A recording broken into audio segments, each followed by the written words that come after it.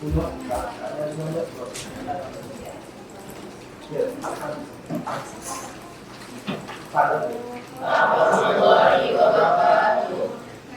kurang semangat ya kak ya.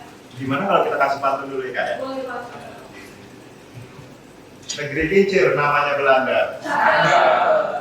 Lihat peta, bentuknya naga. Selamat siang teman-teman semua. Dari kami mahasiswa Dharma Jaya. Ya, Gimana nih? Tepuk tangan dulu. Kita hari ini mau ngapain? Ya. Di sini teman-teman udah ada yang tahu belum? Materi kita pada siang hari ini kira-kira apa?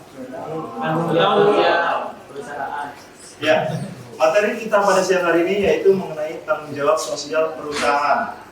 Nah, jadi teman-teman perlu mengetahui tanggung jawab sosial perusahaan ini biasa disebut dengan sebutan Social Corporate Responsibility atau biasa disingkat dengan kata CSR. Nah, kita lihat nih teman-teman di slide selanjutnya. Menjawab di dalam suatu organisasi, khususnya pada suatu perusahaan. Seperti itu teman-teman.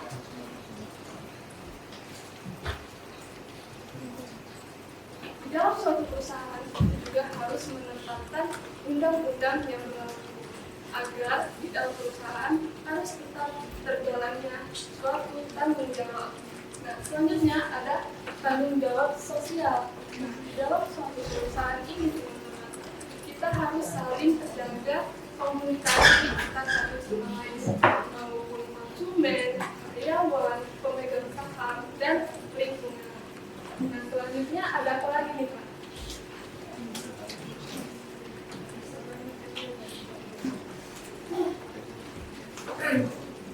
Ya, tadi udah disampaikan oleh Kak Nisa mengenai jenis-jenis tanggung jawab sosial. Di sini selanjutnya ada bidang tanggung jawab sosial perusahaan. Kan perusahaan juga harus memikirkan karyawannya yang bekerja di dalam perusahaan tersebut. Baik itu secara jaminan sosial yang akan didapat karyawannya, ataupun gaji yang mungkin tidak terlambat, terus kemudian jika ada waktu lembur itu akan mendapatkan uang lembur. Terus kemudian selanjutnya ada tanggung jawab terhadap penanam modal. Penanam modal atau yang disebut dengan investor. Jadi perusahaan berhak bertanggung jawab terhadap yang namanya investor. Karena sebelum teman-teman melakukan investasi, pasti teman-teman berharap investasi tersebut dapat memberikan keuntungan untuk teman-teman semua. Di sini ada tahapan perkembangan CSR. Tadi udah disampaikan oleh Kak Nisa, CSR itu Corporate Social Responsibility ya. Yang pertama mengedepankan kepentingan stakeholder. Siapa aja stakeholder tadi? Yaitu investor dan orang-orang yang berkepentingan di perusahaan, baik itu karyawan, pelanggan. Selanjutnya itu mengembangkan tanggung jawab perusahaan dan mengembangkan tanggung jawab sosial kepada masyarakat.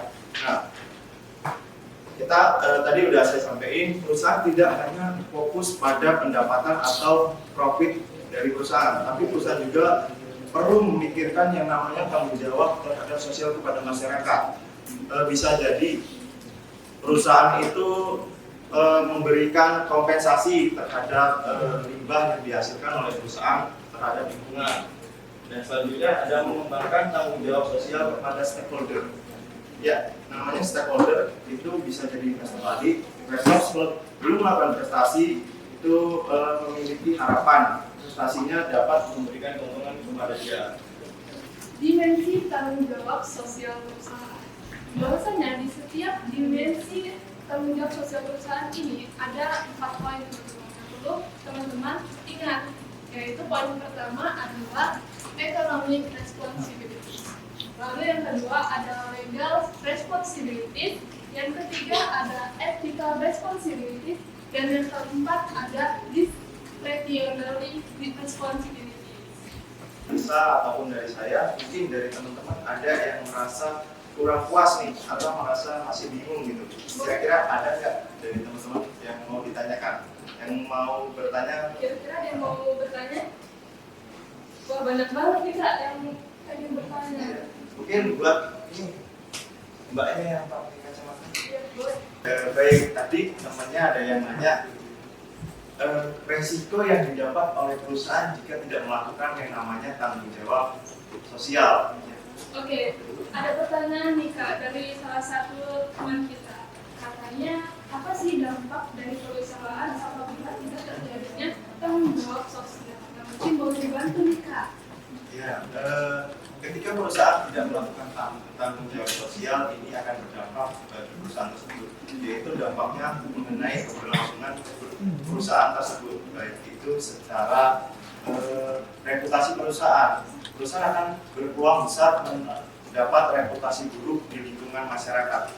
Pasti teman-teman paham, ketika suatu perusahaan mendapat reputasi atau namanya sudah buruk di lingkungan masyarakat, ini mungkin akan berdampak buruk untuk perusahaan ke depannya.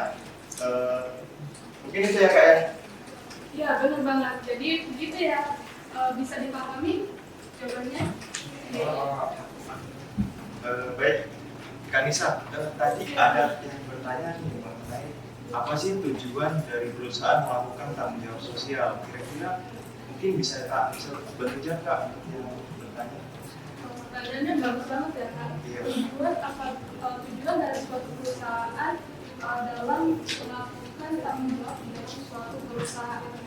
Nah, jadi teman-teman perlu teman-teman ketahui bahwasannya tujuan dalam suatu perusahaan itu ada yang namanya untuk mencapai profit yang diinginkan. Nah, maka dari itu apabila tujuan tersebut terlaksanakan, maka akan mendapatkan keuntungan bagi stakeholder maupun lingkungan kita.